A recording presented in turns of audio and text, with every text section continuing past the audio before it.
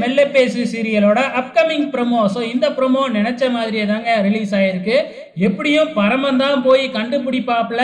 ஆனா கண்டுபிடிச்சது பரமனா இருந்தாலும் ரிஷி தான் பேர் வாங்குவாப்ல. இது இன்னும் கொஞ்சம் ஓவரா போய் பரமன் தான் திருடுனா அப்படிங்கிற மாதிரியே போயிடுச்சு கேஸ்.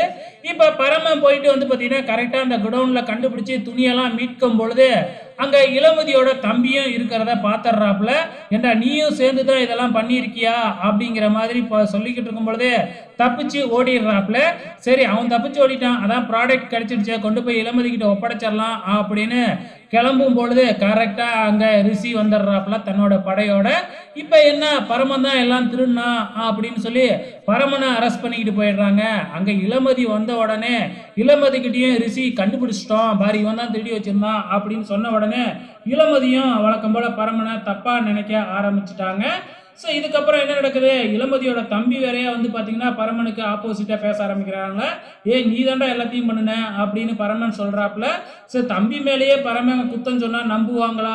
இதில் இளமதியோட அம்மா வேறையா வந்து பார்த்தீங்கன்னா அவன் மகன் கூட சேர்ந்துக்கிட்டு பரமனை திட்டிக்கிட்டு இருக்கிறாங்க.